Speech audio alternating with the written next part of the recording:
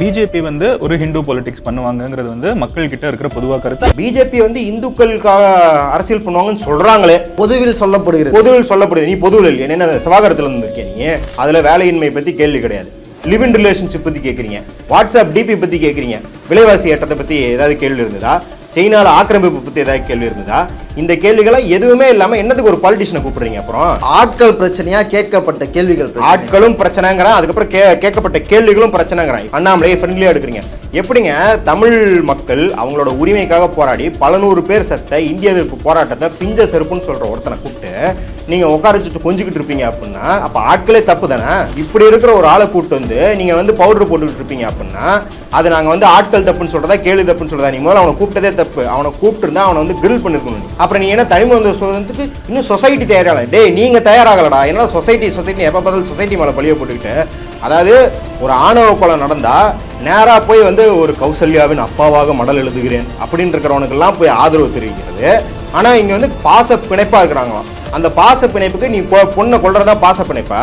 அப்படி ஒரு கட்சி கூட கூட்டணி வச்சுக்கிட்டு மதன் கௌரி ஒரு மாடர்னான யூடியூபர், எப்படி பயங்கர 2K கிட்ஸ்லாம் கவர்ற ஒரு யூடியூபர், இப்படி ஒரு பூமர் மாதிரி ஒரு பதில சொல்லிக்கிட்டு இருக்கிறான். அவன் உட்காந்து அதை கூட உனக்கு கேள்வி கேட்க வக்கில்ல. மதன் கௌரி ஆரம்பத்திலே சொல்லிடுறாரு, நானும் பாலிடிக்ஸ்ல இருந்து ரொம்ப அவேரான பர்சன் தான். அப்புறம் பாலிட்டிஷியன் எடுக்கிற பாபர் மசீதை பத்தி அவருக்கு ஒரு கருத்து இருக்குது, மணிப்பூரை பத்தி அவருக்கு ஒரு கருத்து. அதான் உனக்கு வியூஸ் வேணும்னா நீ மணிப்பூர்ல இருந்து இங்க ஹிஜாப் பேன் வரைக்கும் எல்லாத்துக்கும் வீடியோ போடுற.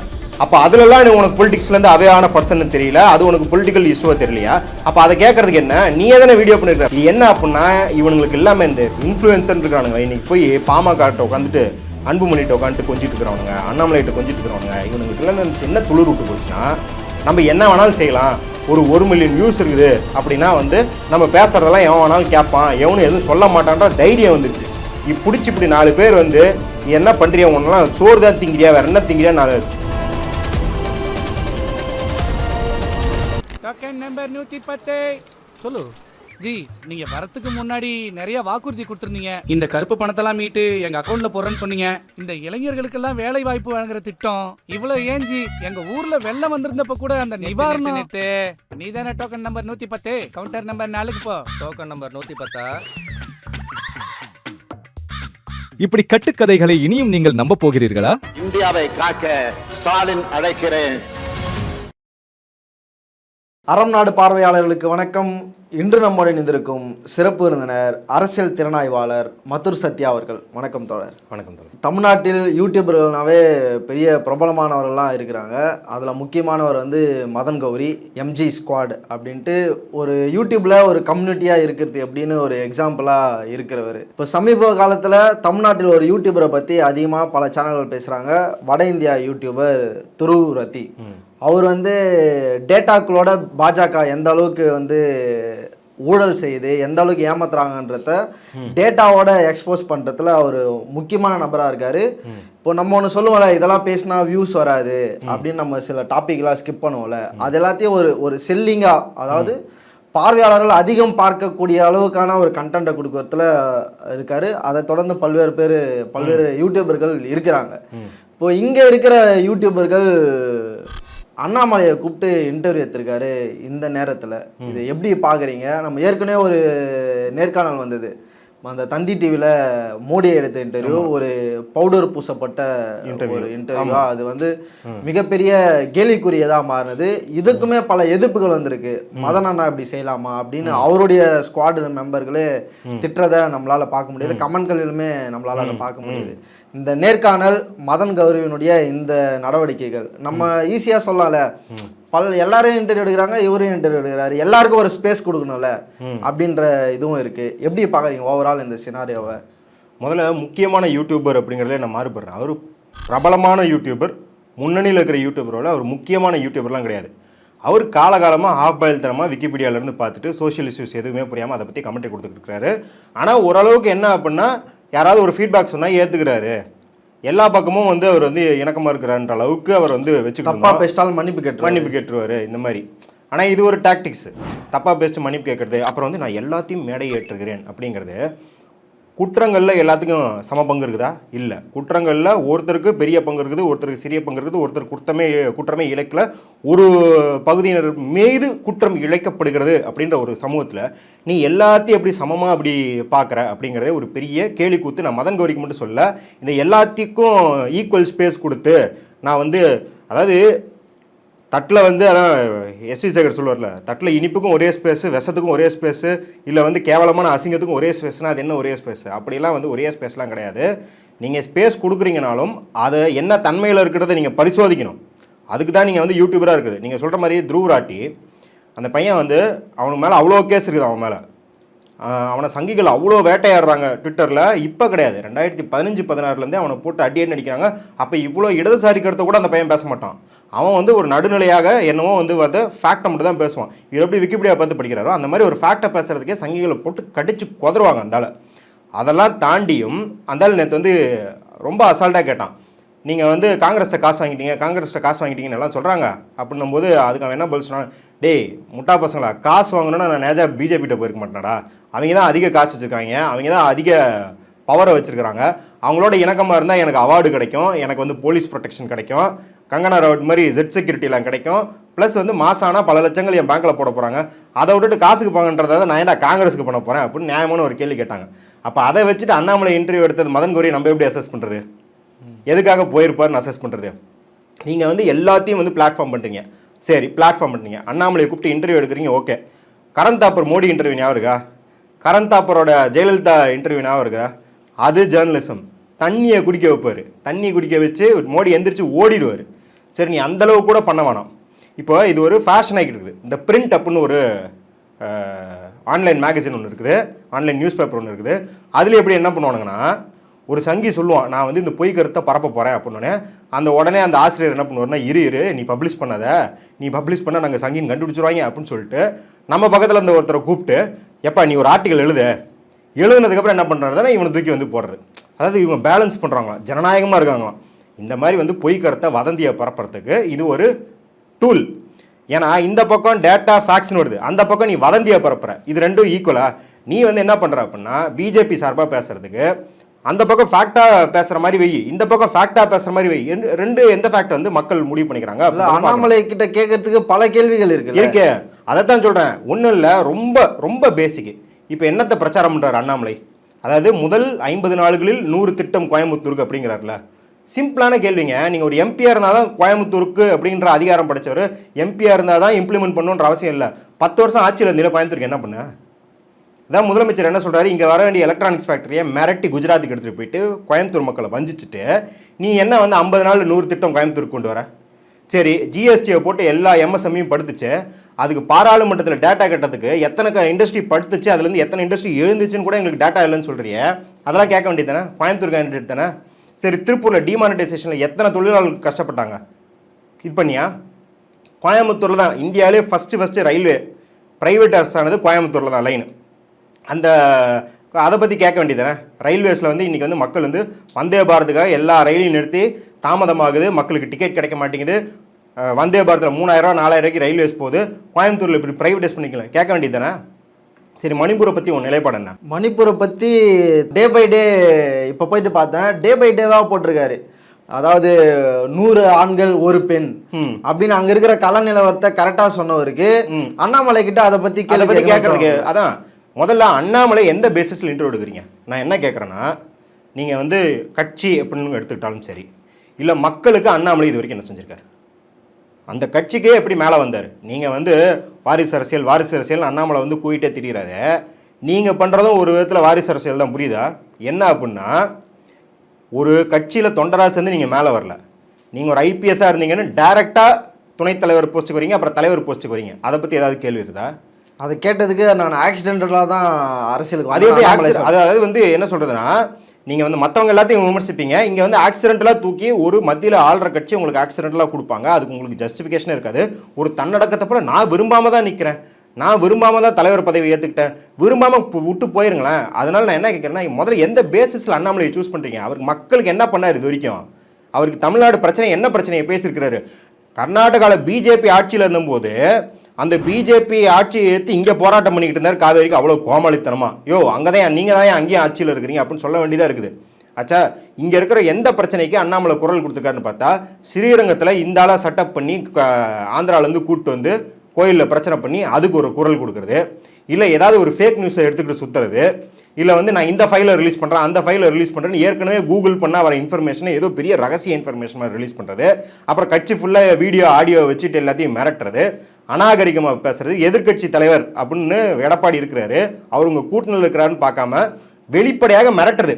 கூட்டணி விட்டு எங்கே போயிடுவீங்க, கடைசியில் வந்து அமலாக்கத்துறையோ கரப்ஷன் விங்கோ வந்து ரெய்டுக்கு வந்து அப்புறம் எங்கள்கிட்ட தானே வருதுன்னு பேசுறது. தமிழிசையினுடைய ஜூம் மீட்டிங்கில் ஆபாச படத்தை ஒளிபரப்பிட்டாங்க. அது வந்து சரி, அது வந்து நம்மளுக்கு வந்து தெரியும் யாருன்னு, ஆனால் நம்ம ப்ரூஃபாக சொல்ல வேணாம். இல்லை, இவ்வளோ பிரச்சனைகள் இருக்குது தமிழ்நாட்டில். இப்போ வேலையின்மை பற்றி ஏதாவது ஒரு கேள்வி இருந்தது? அதில் கிடையாது. அதில் வேலையின்மை பற்றி கேள்வி கிடையாது. லிவ் இன் ரிலேஷன்ஷிப் பற்றி கேட்குறீங்க, வாட்ஸ்அப் டிபி பற்றி கேட்குறீங்க, விலைவாசி ஏற்றத்தை பற்றி ஏதாவது கேள்வி இருந்ததா, சைனாவில் ஆக்கிரமிப்பு பற்றி ஏதாவது கேள்வி இருந்ததா? இந்த கேள்விகளாம் எதுவுமே இல்லாமல் என்னதுக்கு ஒரு பாலிட்டிஷனை கூப்பிட்றீங்க? அப்புறம் சும்மா ஜாலி கூப்பிட்றீங்கன்னா உங்கள் யூடியூப் செலிபிரிட்டிஸோ நட்சத்திரங்களோ கூப்பிட்டு பேட்டி எடுக்கலாம்ல. நீங்கள் எல்லாத்துக்கும் பிளாட்ஃபார்ம் தரன்றீங்க. அப்போ எல்லாத்துக்கும் பிளாட்ஃபார்ம் தந்தால் எல்லா இஷ்யூக்கும் பிளாட்ஃபார்ம் தாங்க. ஆட்கள் பிரச்சனையா கேட்கப்பட்ட கேள்விகள்? ஆட்களும் பிரச்சனைங்கிறான், அதுக்கப்புறம் கேட்கப்பட்ட கேள்விகளும் பிரச்சனைங்கிறான். இப்போ ஆட்களை நீங்கள் கூப்பிட்டு ஃப்ரெண்ட்லியாக இன்டர்வியூ எடுக்கிறது பிரச்சனை. இப்போ ஃப்ரெண்ட்லியாக யாரெல்லாம் இன்டர்வியூ எடுக்கிறீங்க? அண்ணாமலையை ஃப்ரெண்ட்லியாக எடுக்கிறீங்க. எப்படிங்க தமிழ் மக்கள் அவங்களோட உரிமைக்காக போராடி பல நூறு பேர் செத்த இந்திய எதிர்ப்பு போராட்டத்தை பிஞ்ச செருப்புன்னு சொல்கிற ஒருத்தனை கூப்பிட்டு நீங்கள் உட்கார வச்சுட்டு கொஞ்சிக்கிட்டு இருப்பீங்க அப்படின்னா அப்போ ஆட்களே தப்பு தானே? இங்கே வந்து எல்லாத்தையும் ஜேர்னலிஸ்ட் வந்து குரங்குன்றாரு, அவர் பல்லு படாமல் பார்த்துக்கங்கன்றாரு. இந்த மாதிரி ஆபாசமாக வக்கரமாக இங்கே இருக்கிற அரசியலுக்கு கொஞ்சம் கூட ஒவ்வாத நீங்கள் தான் எடுக்கணும். ஒரு பெண் ஜேர்னலிஸ்ட்டை வந்து மூஞ்ச காட்டுங்க, மக்கள் யாருன்னு பார்க்கட்டும்னு. அது ஒரு ஓப்பன் ஹராஸ்மெண்ட், ஓப்பன் த்ரெட்டு. நீ வந்து பாரு, உன் மூஞ்ச காட்டு, எத்தனை பேர் உன்னை வந்து கிழிப்பாங்கன்னு பாரு அப்படின்ற ஒரு மிரட்டல். இப்படி இருக்கிற ஒரு ஆளை கூப்பிட்டு வந்து நீங்கள் வந்து பவுடர் போட்டுக்கிட்டு இருப்பீங்க அப்படின்னா அது நாங்கள் வந்து ஆட்கள் தப்புன்னு சொல்கிறதா கேள்வி தப்புன்னு சொல்கிறதா? நீ முதல்ல அவனை கூப்பிட்டதே தப்பு. அவனை கூப்பிட்டுருந்தா அவனை வந்து கிரில் பண்ணியிருக்கணும் நீ. அதாவது அதுக்காக தான் நான் கரண்ட் ஆப்பர் எக்ஸாம்பிள் சொல்கிறேன். இத்தனை பிரச்சனைகள் இருக்குது, ஒரு சேலஞ்சிங் கொஸ்டின் கிடையாது அதில். அதாவது எப்படின்னா, பிஜேபி வந்து இந்துக்களுக்காக அரசியல் பண்ணுவாங்கன்னு சொல்கிறாங்களே, என்ன சொல்கிறாங்களே, பொதுவில் சொல்லப்படுது. நீ பொதுவில் இல்லையா? என்ன சிவாகரத்தில் இருந்திருக்கியா நீ? ஃபேக்ட்னா இப்படி தான் இருக்குது. நீ வந்து ஹரியானாவில் கலவரம் நடத்திருக்கிற, உத்தரகாண்டில் கலவரம் நடத்திருக்க.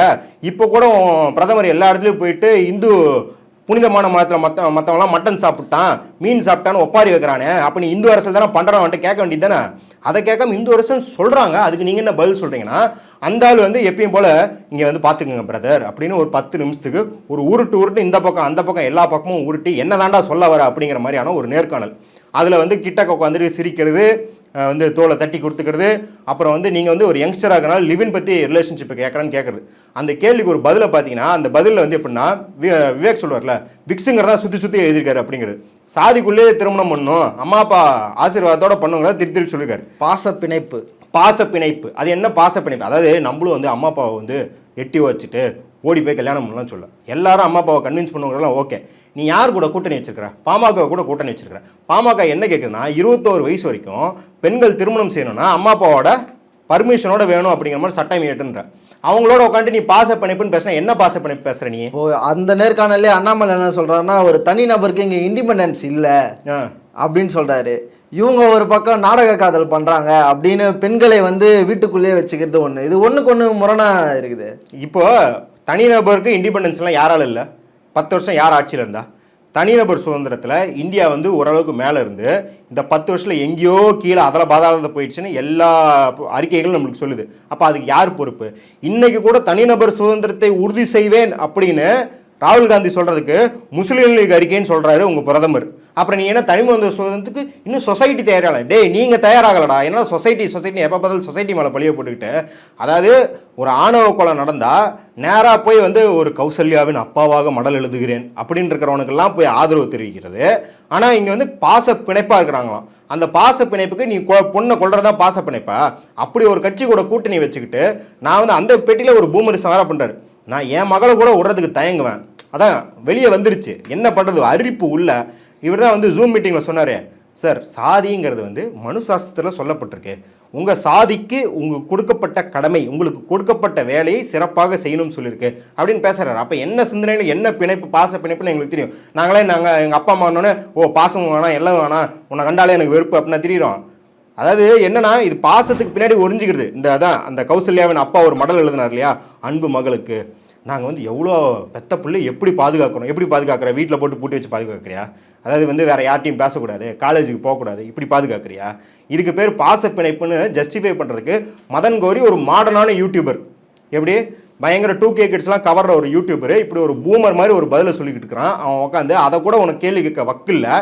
ஏன் பாமாக்கு கூட அப்புறம் எதுக்கு போய் குட்டினி வச்ச, அவன் தான் இப்படி கேட்கறானே, ஆணவ படுகொலை நேரா லிங்கா இருக்கானே. மதன் கௌரி ஆரம்பத்திலே சொல்லிடுறாரு, நானும் பாலிடிக்ஸ்ல இருந்து ரொம்ப அவேரான பர்சன் தான், அதனால நம்ம இந்த கேள்வியெல்லாம் அவர்கிட்ட இருந்து எதிர்பார்க்க முடியாதுல்ல. அப்புறம் எதுவும் பாலிட்டிஷியன் எடுக்கிற, நீ பாலிட்டிஷியனை எடுக்கிற அப்படின்னா அப்போ அதுலேருந்து கற்றுக்க. இது வரைக்கும் அவேரால் இல்லை, எனக்கு உனக்கு கேள்வி இருக்குல்ல, கேட்டு கற்றுக்க. என்ன அதில் பொலிட்டிக்ஸாக வாட்ஸ்அப் டிபி என்னங்கிறது நீ பொலிட்டிக்ஸை கற்றுக்கிறியா? இந்த வாட்ஸ்அப் டிபி வச்சு நீ இதுக்கப்புறம் பொலிட்டிக்கல் வீடியோவை போட போறியா? என்ன பண்ண போறேன்னு எனக்கு தெரியல. பொலிட்டிக்கலுக்கு அவேரான பர்சன்னா பாபர் மசீதை பத்தி அவருக்கு ஒரு கருத்து இருக்குது, மணிப்பூரை பத்தி அவருக்கு ஒரு கருத்து. அதான் உனக்கு வியூஸ் வேணும்னா நீ மணிப்பூர்ல இருந்து இங்க ஹிஜாப் பேன் வரைக்கும் எல்லாத்துக்கும் வீடியோ போடுற. அப்போ அதுலலாம் நீ உனக்கு பொலிட்டிக்ஸ்லேருந்து அவேரான பர்சன் தெரியல, அது உனக்கு பொலிட்டிக்கல் இஷ்யூவாக தெரியலையா? அப்போ அதை கேட்கறதுக்கு என்ன, நீ எதனா வீடியோ பண்ணிருக்க, வேற எவனா வீடியோ பண்ணியிருந்தா கூட நம்ம கேட்கணும் சொல்ல மாட்டோம். இது இன்னைக்கு ஒரு தோதா பாஜக ஒரு களம் அமைச்சு கொடுத்துருக்கு. அரசியல் அற்ற தன்மையில் இருந்துக்கிட்டு அரசியலை கிண்டி கிளறிக்கிட்டே இருக்கிறது அப்படின்னு.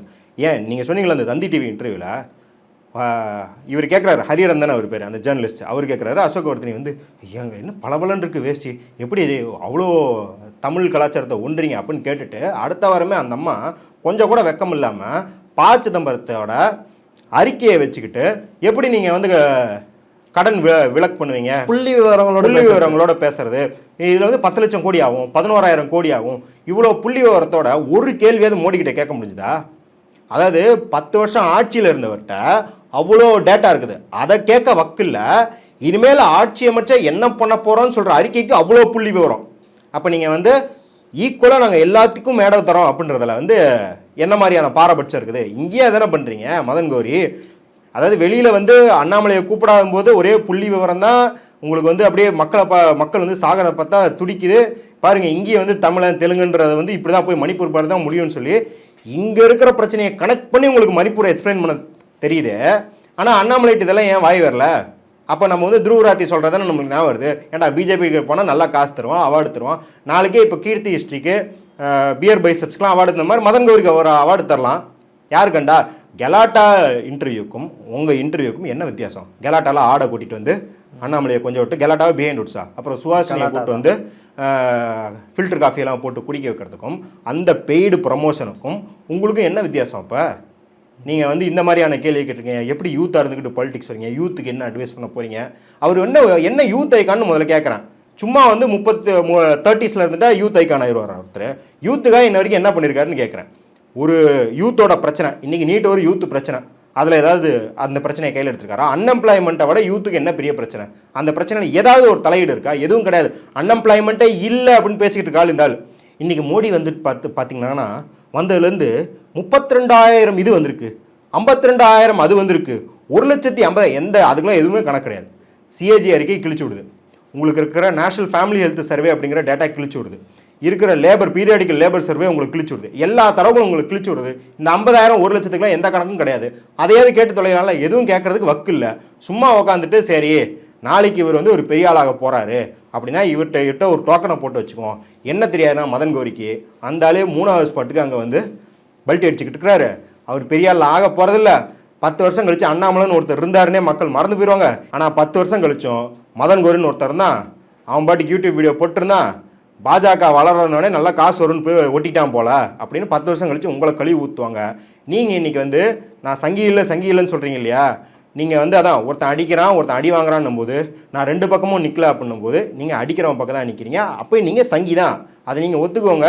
ஒத்துக்கிட்டு ஆமாம் ஒரு சங்கியாக நான் கனிமொழிகிட்ட சொல்லுங்கள், கனிமொழிகிட்ட நான் ஒரு சங்கியாக தான் மேம் உங்களை பேட்டி எடுக்கிறேன், நான் அண்ணாமலைகிட்ட கேட்ட மாதிரி உங்கள்கிட்டையும் ஈஸியாக கேட்பேன், தூத்துக்குடியிலேருந்து மீன்லாம் நல்லா கிடைக்குமா சூப்பராக சாப்பிடுவாங்க. அண்ணாமலையே சொல்லிட்டாராம், நீங்க வந்து என்கிட்ட கடினமான கேள்விகளை என்கிட்ட கேளுங்க அப்படின்னு சொல்லி கேட்கப்பட்ட கேள்விகள் தான் இந்த கடினமான கேள்வி. அதான் எப்படி இந்த வாட்ஸ்அப்பை ஓப்பன் பண்ணி எப்படி டிபியை ஓப்பன் பண்ணுறது எனக்கு தெரியல. இப்படியெல்லாம் நீங்கள் டிப்புன்னு கேட்டுவிடாதீங்க என்கிட்ட. வாட்ஸ்அப் டிபி என்னன்னு எனக்கு எப்படி பார்க்கறது தெரியாது. இதை விட கடினமான கேள்வியெல்லாம் எங்கே இருக்க முடியுமா?